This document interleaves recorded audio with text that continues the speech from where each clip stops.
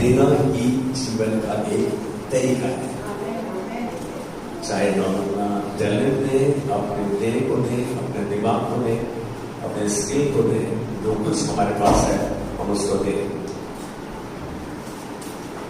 जाने अनजाने में हम मुख से शब्द निकालते हैं और हम भूल जाते हैं कि हमारे शब्द कितने पावरफुल हैं। God has given the power of life and death in our tongue. परमेश्वर ने हमारी जुबान में जीवन और मृत्यु की सामर्थ बख्शी है। हम तो सोचते नहीं, बिना सोचे बोल देते हैं और बोलने के बाद फिर भी सोचते नहीं। मैं इसको नॉर्मली इंग्लिश में कहता हूं, व्हाट यू से सो शैल इट बी। जैसा कहोगे वैसा हो जाएगा। कितनी बार हम अपने आप को कोस देते हैं, कितनी बार हम परमेश्वर के विरोध में खड़े हो जाते हैं, कितनी बार हम धन्यवाद देना भूल जाते हैं हर परिस्थिति के लिए। बीमार हो गए तो कभी धन्यवाद किया, एक्सीडेंट हो गया तो बच गया धन्यवाद किया, अरे यार मेरा तो एक्सीडेंट हो गया मैं तो बस करने वाला। हम ये नहीं कहते तेरा धन्यवाद तूने बचा लिया। बहुत जरूरी है। आज हम यदि घटी में है तो जो कुछ हो रहा है, जो कुछ हुआ है, जो कुछ होगा, उसके लिए परमेश्वर को धन्यवाद का वरदान चढ़ाए। परमेश्वर ने तो कहा, अभी बच्चों को बोला पहला थेसलोनिकैयों 5:18, हर बात में परमेश्वर को धन्यवाद करो क्योंकि परमेश्वर की मसीह यीशु में तुम्हारे प्रति यही इच्छा है। आज का मैं कहूं शीर्षक, टाइटल, सर्मन, अनुमान यही है, जैसा कहोगे वैसा हो जाएगा। मैं एक बात कहूं, आपके शब्दों में सामर्थ्य है। मत्ती 12:37 यदि ध्यान से देखें, प्लीज अपने बाइबल को अलर्ट रहेगा। किसी को यदि रिक्वेस्ट करो तो प्लीज जरूर बोले। 12:37 कहता है, क्योंकि तू अपने शब्दों के कारण निर्दोष और अपने शब्दों ही के कारण दोषी ठहराया जाएगा। अपने शब्दों के कारण निर्दोष भी और दोषी, जैसे शब्द बोलेगा वैसे ही हो जाएगा। ये यीशु मसीह के मुख के शब्द हैं। शब्दों में सृजनात्मक क्रिएटिव एनर्जी है। आप जानो आप बात को, मैं बोलने से पहले सोच रहा हूं, हल्का सा सोचूं। यदि मेरे मुख से निकले तो आशीष के वचन निकले, क्या मैं सोच रहा हूं? आपको आशीष देने के लिए रचा है। परमेश्वर ने आपको भले कार्यों के लिए ही रचा है। आपके पैदा होने से पहले तो उसने वो सब कुछ सेट कर दिया है। हम इस बात को जानते हैं, इसलिए धन्यवाद जरूरी है कि उसने आपके बारे में बहुत कुछ सोचा, बहुत प्लान किया, बहुत आपके बारे में मेडिटेट किया, तब उसने आपका लेखा जोखा बनाया। सब कुछ शब्दों में क्रिएटिव एनर्जी है, शब्दों में जान है, शब्दों में जीवन है, ताकत है। मालूम आपको, हमारी जुबान तो बिना हड्डी के पूजा और पैसे चल जाते हैं, बस रुकती नहीं। लेकिन आज कहूंगा, मुझे हम शायद 3 हफ्ते पहले, 1 तारीख को 2 हफ्ते पहले हम मिसेस राजन से मिले। उन्होंने हमने मिलकर स्तुति आराधना की दोपहर को यहाँ से चर्च जाने के बाद। और उन्होंने कहा बच्चों को एक हिदायत दी कि बिल्कुल कम शब्द और सोच समझ के बोलना है। आपको हर शब्द का, हर एक्शन का, रिएक्शन का आपको लेखा जोखा देना होगा। बहुत सीरियस बात है ये, हम तो सोचते ही नहीं इस बात को। मैं कह रहा हूं आज ये बात यदि समूह आई है तो हम इस बात को ध्यान दें। आपके शब्दों में कितनी ताकत है। आपके शब्द वस्तुएं हैं, जैसा आप देखते हो वो है, और शब्दों के अंदर पदार्थ है। शब्द कभी मरते नहीं।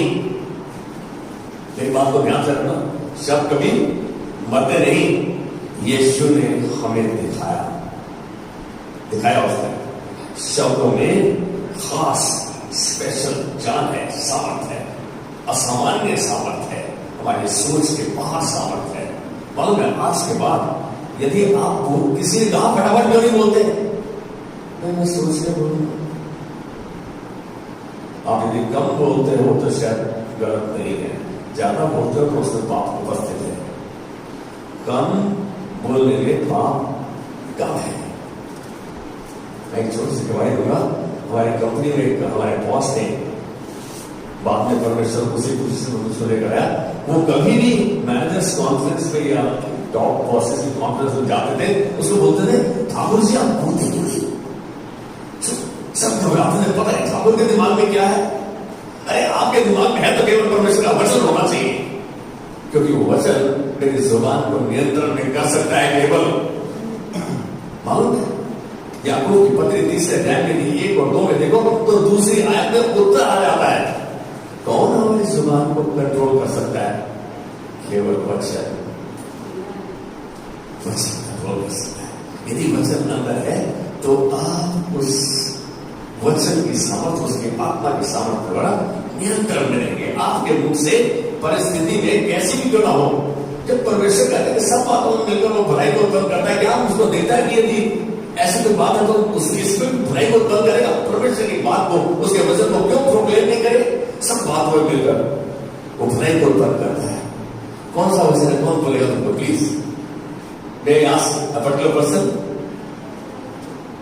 प्लीज जिसको पूछूंगा वही बोले, कोशिश करो। श्रीमान, परमेश्वर सब बातों में मिलकर भलाई को उत्पन्न करता है। सोमा गनो रोमियो 8:28 and we know all things. मैंने निजी को नहीं पूछा, मेरे को मालूम खर्च करके बाहर आता था। आज एक बात बोलो, वचन यदि अंदर है तो वचन बाहर आएगा, परमेश्वर की सामर्थ बाहर आएगी। आप जानो इस बात को। Let the word our mouth. Dawood को इस बात का एहसास था, कहता तेरा वचन मैंने अपने हृदय में सजो लिया है, तेरे विरुद्ध पाप ना करूं। वचन आपको कम बोलेंगे, पाप ना करने में आपकी मदद करता है। कहीं कंप्यूटर की मेमोरी गार्बेज, इस गार्बेज का गंद अंदर गया तो गंद बाहर आएगा, लेकिन परमेश्वर का वचन यदि आपके अंदर गया है तो परमेश्वर की सामर्थ बाहर आएगी, और वो सामर्थ दूसरों को और आपको चिल्ला करेगी। वचन का संतुलन में रखिए। कैन यू से आमेन विद मी?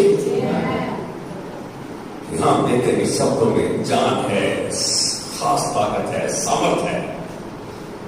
हर चमत्कार जो यीशु ने किया, मेरी बात को ध्यान सुना, हर आशीष जो उसने दी, यीशु ने शब्दों ही का इस्तेमाल किया। यीशु ने शब्दों ही का इस्तेमाल किया। आज हम सारे दिन में यदि खाता रखें कि हमने कितनी बात की, तो हम कितनों की निंदा, कितनों की चुगली, कितनों की बुराई कर रहे हैं। हम क्या वचन को देख रहे हैं कि वचन आज मेरे देह में, मेरे अंदर, मेरे द्वारा क्या काम किया है? ध्यान से देखिए कितना परसेंटेज जो समय है वो वचन को मद्देनजर रखते हुए हम बोलते हैं। प्रभु से बोलता, प्रभु मेरे मुख से ऐसा शब्द ना निकले जो दूसरे को हर्ट करे। मैं आज एक बात कहने में जाऊंगा नहीं, मेरे सही शब्द भी दूसरों को हर्ट कर सकते हैं। ये सॉरी पासर सही सोच में भी यदि शब्द बोलता है तो उसको गलत लिया जा सकता है, बिकॉज अंडरस्टैंडिंग समझ कर बनती है। लेकिन आज एक बात को जाने कि कहीं ऐसी बात हमसे ना हो।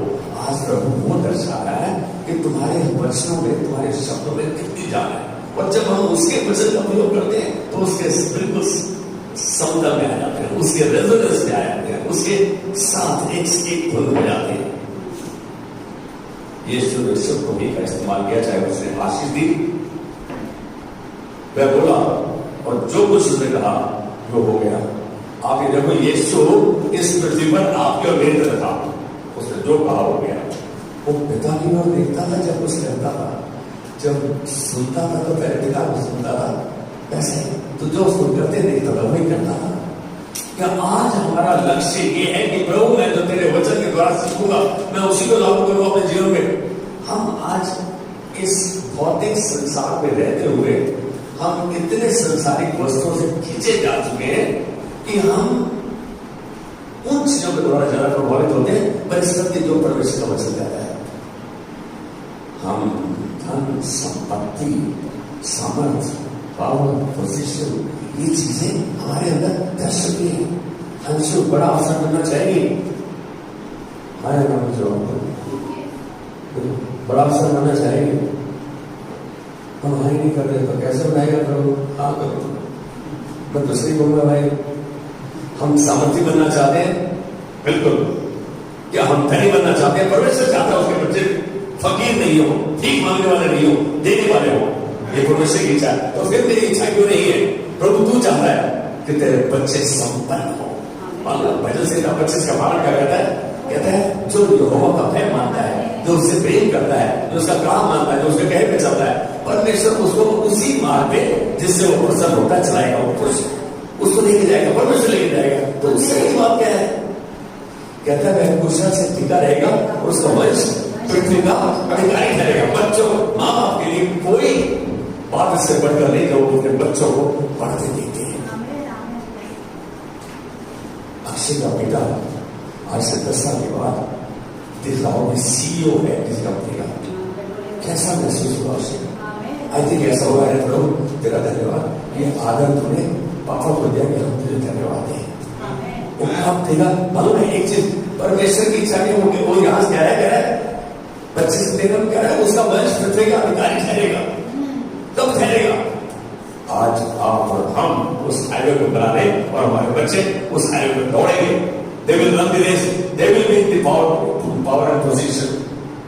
पृथ्वी के अधिकारी ठहरेंगे वो। इससे बढ़कर बात क्या हो सकती है?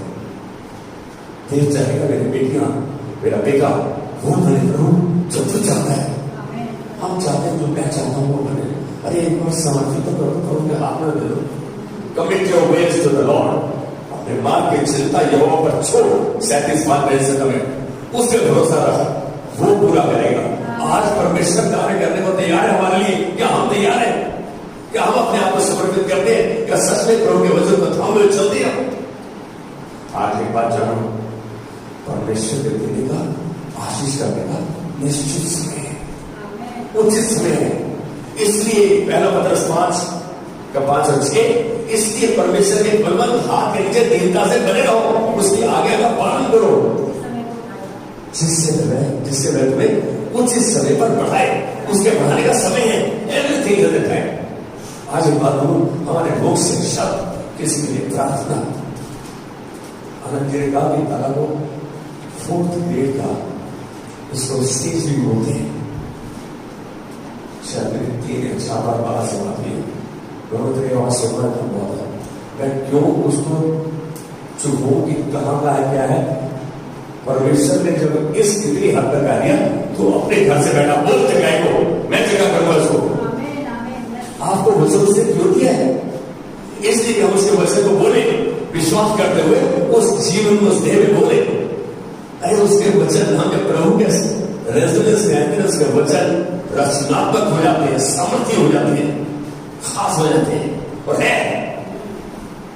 तो इस बात को शायद कई बार अपनी समस्याओं में जूझते हुए इस तथ्य को नहीं जान पाते, लेकिन आज एक बात जरूर कहूंगा, वह जो कुछ बोला यीशु मसीह को हो गया। मैं कह रहा हूं आज आपको कुछ बोलोगे हो जाएगा, उसके वचन को थामे रहो, विश्वास में बने रहो।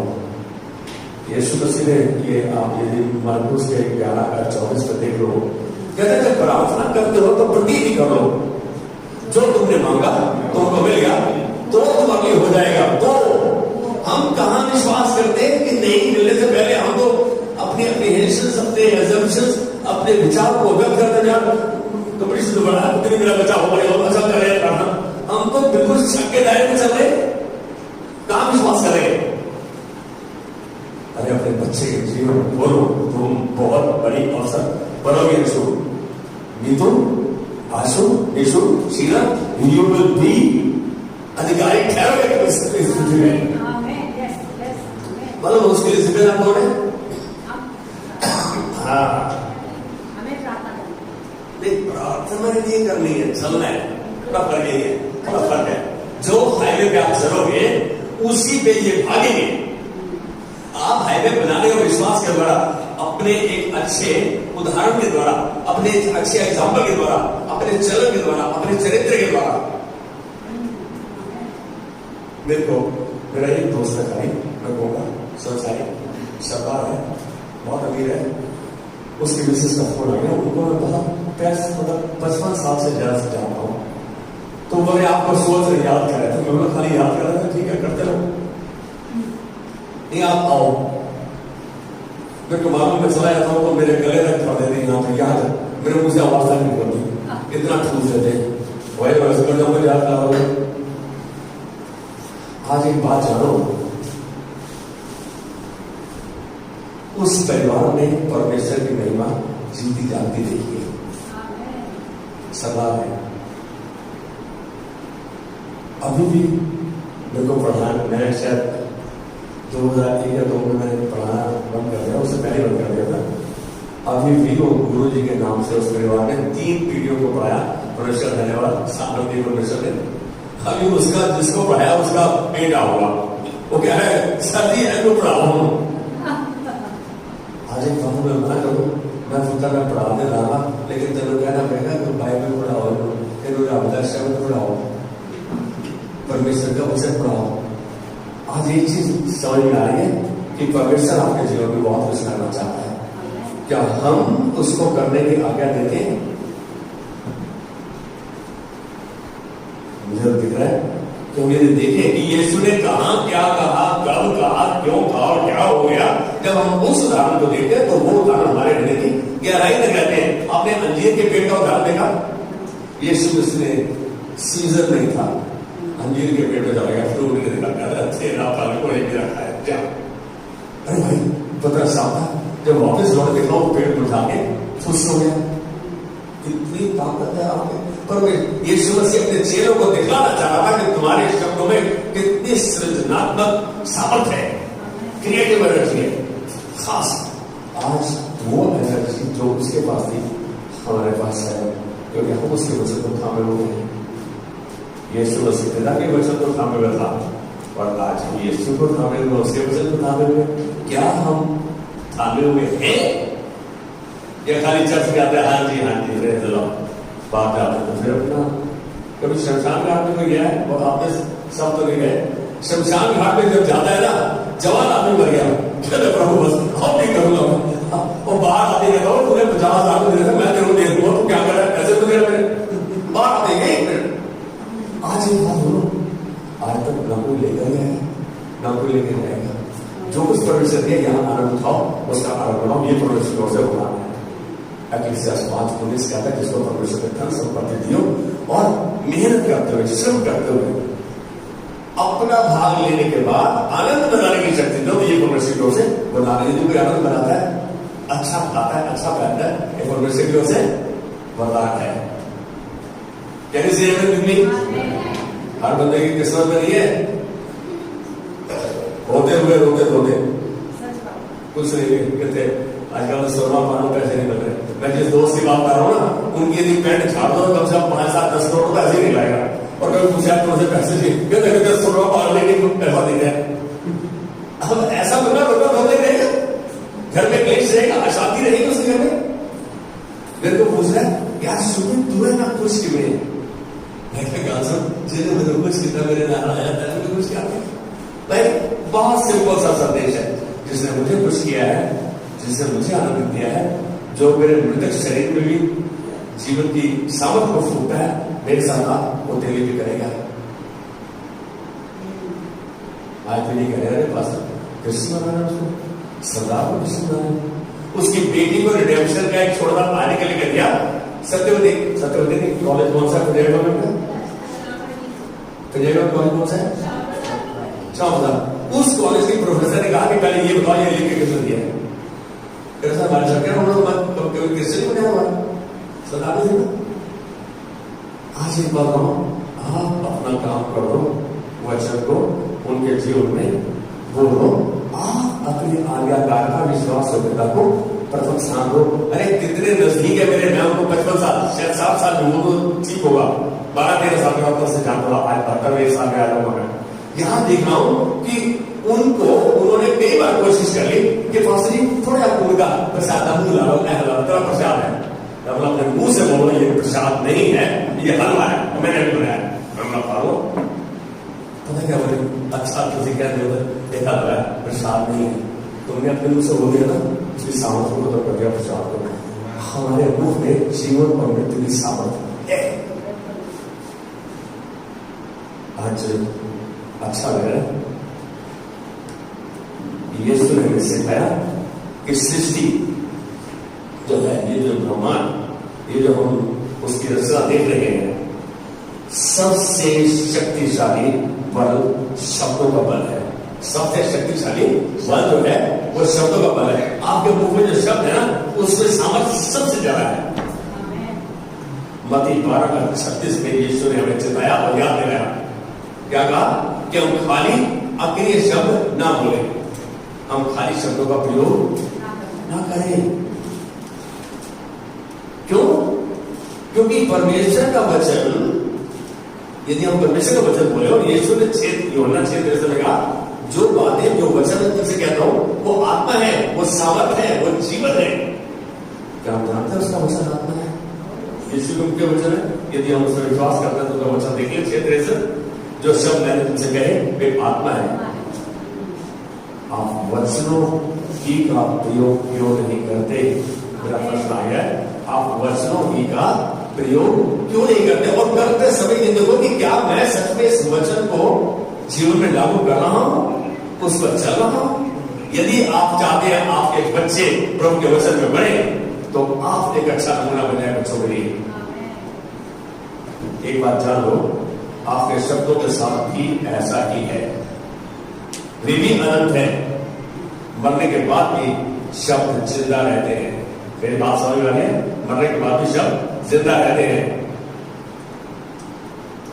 हम जिन्हें याद करते हैं और बोलते हैं, शब्दों के द्वारा ही हम जिंदा रहते हैं।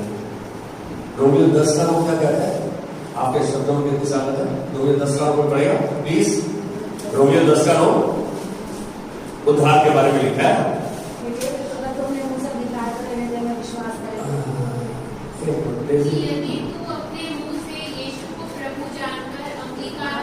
यदि तू अपने मुंह से यीशु को प्रभु जानकर के अंगीकार करे और अपने मन से विश्वास करे कि परमेश्वर ने उसे मरे हुओं में से जिलाया, तो तू निश्चय उद्धार पाएगा। भाई अपने मुंह से अंगीकार करे, उद्धार कब पाएगा? जब कहेगा और विश्वास करेगा। दोनों चीजें कितनी बड़ी बात है। आप अंगीकार करके भी यदि हाँ नहीं करो मुंह से, तो भाई वो अक्रिय है, क्रियाशील नहीं है। कोई यदि विश्वास करके भी उसको अंगीकार नहीं करते तो भी वो बेकार है। दोनों चीजें जरूरी है। आप उसके वचन का अंगीकार करो कि हाँ वो मुर्दों में से जिलाया गया, तो इससे आपका उद्धार होगा विश्वास करते हुए। कितनी बड़ी बात है। एक मनुष्य स्वर्ग में या नरक में केवल उसके शब्दों के आधार पर ही जाएगा। कोई नहीं कहिए वो सब मेरा तो सब बने, मैं जो कर गया हूं सब में जाऊंगा। शब्द सारा दिन जो बोलते हैं उसको देख रहे हो। अगर वह उन शब्दों को बोलता है जो परमेश्वर कहता है कि अपने उद्धार के लिए बोलो, यदि परमेश्वर जो कहता है और आप बोलते हो तो वह बच जाएगा, उसका उद्धार होगा। किंतु अगर वह नहीं करता है तो वह नष्ट हो जाएगा। ये बात यूहन्ना 3:18 में देख सकते हो। पक्का करता है बात को। कितना सिंपल है कि हम जो बोल रहे हैं प्रभु के वचन बोले, विश्वास करें, तब बोले। इसका मतलब believe, have faith and then confess. हम दोनों चीजें मुख्य हैं। बिल्कुल सरल है ये। जो नया जन्म है उसके लिए अनगिनत आशीष है। जो नया जन्म है, जिसने प्रभु यीशु को ग्रहण किया है, जिसने उसको अपना उद्धार करके ग्रहण किया है, उसके लिए अनगिनत आशीष है। किंतु उनका आनंद मनाने के लिए आपको अवश्य ही है उनको मानना और उनको बोलना। मैं चाहता हूं कि उसको आनंद को भोगूं, तो मैं उनको बोलूं, उसको मानूं। Very important. मैं विश्वास करता हूं लेकिन मेरे कर्म तो उसके विपरीत है। क्या वो काम होगा? नहीं होगा। यहाँ रोमियो 10 का 9-10 में तो यही कह रहा था कि यदि तुम ऐसा करोगे तो होगा ऐसा। आज जीवन में आप जहां भी हैं, जिस भी पदवी पर, जिस भी स्थान पर आप हैं, यह जो आपने कल तक कहा उसका प्रतिबिंब है, उसका रिफ्लेक्शन है। पूरी शब्दों का फल है ये। जो आपने अपने जीवन में अपने बारे में कहे थे। What you say today will determine tomorrow. आप जो अपने बारे में आज कहेंगे वो आपके कल को निर्धारित करेगा। What you said yesterday, you are because of what you said yesterday. जो आपने कल तक कहा आज आप वो हैं। क्या ये नहीं दर्शाता कि आपके शब्द सृजनात्मक है, क्रिएटिव है, सामर्थ्य है, ताकत है, उनमें जान है, उनमें परमेश्वर की सामर्थ है, उसका वचन सामर्थ है, वो ताकत है। फिर मैं उसका वचन ही तो ना बोलूं, उसके वचन पर ही मनन करा करो, उसके वचन पर ही चरण करा करो। उन शब्दों को बोलिए जो कि महिमा, सत्य, निष्ठा, शांति, स्वस्थ, धन, आनंद के उस जीवन के साथ मेल खाते हैं। मैं चुगली, निंदा और बदखुई कर रहा हूं और शांति को मांग रहा हूं, पाएंगे? बीज कौन सा जा रहा है? फसल हो जाएगी। हम इन चीजों को दिमाग में रखते हुए उनसे मेल खाते शब्द बोले। देखें यदि किसी परिस्थिति में फंस गए तो प्रभु के वचन के बाद, प्रभु के पास जाए। प्रभु इसके इस तेरे वचन में हर चीज की का सलूशन है, समाधान है। मुझे पता उसका वचन सामर्थ्य है, वो आपके लिए सलूशन है, उसमें है। Why don't you come to God? हम दो परमेश्वर के पास नहीं आ जाते, आएंगे। वो कार्य करना चाहता है। बोलो मत्ती 12:34, मत्ती 12:34 अच्छा शब्द है। जो आपके अंदर है वही तो बाहर निकलेगा। What has gone in will only come out. क्या कुछ बार आ जाएगा? Out of the overflowing heart it proceeds from mouth. जब आपके हृदय रूपी घड़ा भर जाता है तो आपके मुख से बाहर निकलता है। चाहे वो आलोचना का शब्द हो, चाहे वो आशीष का शब्द हो, श्राप का शब्द हो। मैं आज फिर एक बात को कहने जा रहा हूं। हमने मिसेस राजी को देखा है, ध्यान से उसको यदि अभी तक नहीं पहचाने, एक बार फिर जब फिर दोबारा आएंगे और फिर उनको मिलो। देखो हम उनको एक उदाहरण के रूप में देखते हैं तो कम बोलती है। आप लोग बहुत बोलते देखे वचन बांटने के अलावा ज्यादा बोलते देखे नहीं, कम बोलती है तो केवल प्रभु का वचन, आशीष का वचन, उत्साहित करने का वचन। उनके पास धीरज है तुम्हें सुनने के लिए, तुम्हारे लिए प्रार्थना करने के लिए। धीरज है उनके पास। कभी बैठे हैं उनके पास, सब बैठे हैं, बहुत बार बैठे हैं, उनके पास पेशेंस है। शायद हमारे पास हम क्यों पेशेंस नहीं। क्यों नहीं? क्योंकि उनके अंदर वचन परमेश्वर का धस चुका है। हम जब गए थे तो शायद बच्चे सुनते थे, स्तुति करना करते करते उन्हें दिमाग लड़ हो गई। एकदम हमने कहा तेरा वचन तो कितना मजबूत है। आज एक बात कहूंगा, यदि हम उनको एक अच्छा उदाहरण देखते हैं इसलिए कि वो वचन का पालन करती है, वचन के ऊपर चलती है। She follows the word of God. आज परमेश्वर ने ऐसे उदाहरण दी है। हम सब में कमियां हैं, कोई परफेक्ट नहीं है। वचन कहता है और have sinned and fallen short of glory of God. Nobody is perfect. लेकिन जो आपके पास है, अरे 95% आपके पास डिस्ट्रिक्ट से ऊपर है, उसको हम नहीं दे रहे, उसके लिए धन्यवाद दीजिए। हम तो 5% को बंदर की तरह है रगड़े जा रहे हैं पेड़ के ऊपर कुछ पकड़ के। शायद आपने ये उदाहरण सुना मेरे मुख से पहले। एक बंदर अमरूद खा रहा था, बड़े अच्छे एकदम मीठे अमरूद का पेड़, अमरूद खा रहा है, ऐसी आवाज है उसके पास से। थोड़ी देर बाद उसकी नजर पड़ी कोबरा उसी पेड़ पर बैठा है और फूके मार रहा है। उसके मुंह से उसके वो क्या डंग बाहर निकल रहा है, फूक फूक कर रहा है। अब बंदर डर गया, भाई ये बात देगा मैं मर जाएगा, अब मेरा मत आ गया। बंदर डर गया था, लेकिन बंदर चुस्त है, एक्टिव है। वो ऐसे था, बंदर ने क्या किया, ऐसे पकड़ लिया। अब ये नहीं हिला, बंदर फूक गया, उससे रगड़े जा रहा पेट में, फूक गया, वो सांप मर गया, वो छोड़ नहीं रहा बंदर। भाई वचन आपके पास है, उससे इस्तेमाल करो। आपके पास स्वास्थ्य अच्छा है, आपके पास अच्छी देह है, परमेश्वर का वचन है, इस्तेमाल करो। बिल्कुल कोई ऐसी परिस्थिति नहीं जो आपके नियंत्रण में नहीं रहेगी।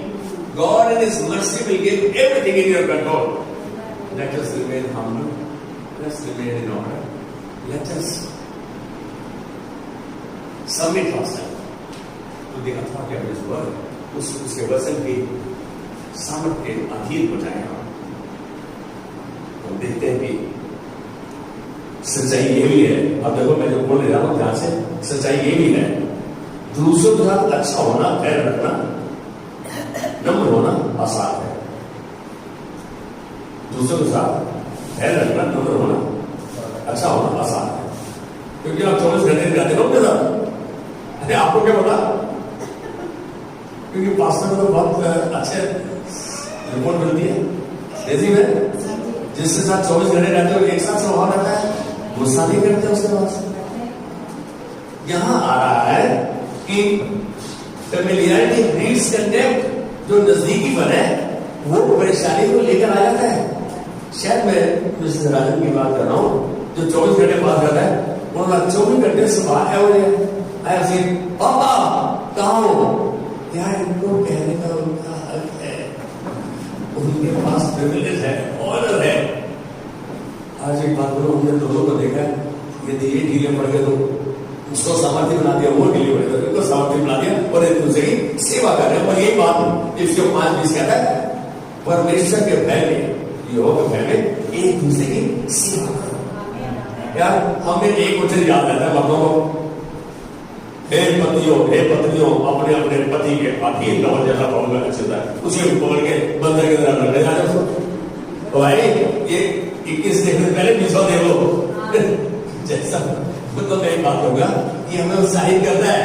हमारी मर्दानगी इसमें है कि हम दबका मारे हो गए, मर्दानगी इसमें है कि हम नम्र दिल होकर अपने विनती निवेदन प्रार्थना धन्यवाद के द्वारा परमेश्वर के सम्मुख उपस्थित करें, ताकि वो कुछ इस समय पर हमें बढ़ाए, ताकि वो उस शांति को जो हमारी सारी समझ से परे है उसको हमारे हृदय और विचार में बस यीशु में सुरक्षित करें। ये उसने वादा किया। सच में यही प्रार्थना का विषय है, यही प्रार्थना का विषय। आप हर जन हर परिस्थिति में प्रभु के चरित्र को दर्शाएं। ये प्रार्थना का विषय, प्रभु मैं जिनके साथ 24 घंटे में रहता हूं उनके साथ तेरे चरित्र को दर्शाओ, तेरी शांति, तेरे आनंद, तेरे धैर्य को दर्शाओ। हम एक छोटा उदाहरण दे रहा हूं, शांति सुना। एक ट्यूबलाइट लेके आ गया और टर्नल अपने घर आता है, ट्यूबलाइट मारे पूछा क्यों है तो हमारे ट्यूब ले आई। ये तो यार बहुत छोटे, और फिर शाम को लेके मैं मतलब 8 खंबा एक कमरे तो जब गुब्बारा हो गया जाएगी तो बाबा ये क्या है, क्यों है ये क्या, दूसरी ये क्यों है, मैंने पूछा मुझे क्यों है। मेरी माँ ने 2 बार पूछा, तुझे मेरे समझ नहीं आता क्यों है, कहाँ है मेरे हमारे पास, हम वो कहते हैं अरे 2 बार पूछा तो क्या हो गया है। और एक दो बार एक नहीं 2 बार पूछा तो क्या क्या हो गया, कैसे बोली पता है क्या। आशीर्वाद जाने इस प्रार्थना के विषय की आवश्यकता हम सबको है। हम इस धैर्य में, इस शांति में, इस खुशी में, इस आनंद में बने रहे। प्रभु तेरे चरित्र को दर्शाए, हमारी मदद कर, हमें तेरी मदद की जरूरत है। आज जरूरत है तो इसकी, जब हम ऐसा प्रदर्शित करते हैं, जब हम ऐसा प्रतिबिंब में हम अपनी शरीर को देखने पाते हैं, क्योंकि कैसा होता है जब रात को सोने वाले अपने आप को आंकते तो आपको मालूम है आपने दिन में क्या शब्द है। वही बोले जो वचन कहता है, वही दर्शाए जैसा यीशु ने दर्शाया, जैसा उसने कहा। आइए प्रार्थना करके खड़े हो जाएंगे, आइए प्रार्थना करें। प्रभु धन्यवाद देते हैं आज के दिन के लिए, आज के सुबह के लिए, अवसर के लिए, इस छोटे परिवार के लिए। प्रभु जिन परिवारों का नेतृत्व करते प्रभु, आज जो नहीं भी आने पाए उनके लिए धन्यवाद देते हैं। प्रभु आज हमने तेरे वचन को सुना, हमारे पास प्रार्थना का विषय है और आज ये प्रार्थना तो सुन चुका प्रभु। तुम अपने बच्चों को वो उदाहरण कराना चाहता है जिनका लोग नमूना देकर उनका उदाहरण दे। यीशु तो हमारा नमूना है और हमको तुम ऐसा बनाना चाह रहा है। हम प्रभु अपने जीवनों और जीवनों के द्वारा तेरी महिमा को देखते हैं। इस परिवार के जीवन में हर बच्चे के, हर जवान के, हर बुजुर्ग के, हर मध्यम वर्ग के, चाहे वो परिवार है या चल गया है प्रभु, तूने आज उनको उनका नियंत्रण अपने हाथ में ले लिया है और तू उनका संचालन करते हुए अपनी महिमा का पात्र बना दिया है। अब इन बच्चों में, इस परिवार में तेरी महिमा को देखिए यीशु मसीह के नाम में। आमीन।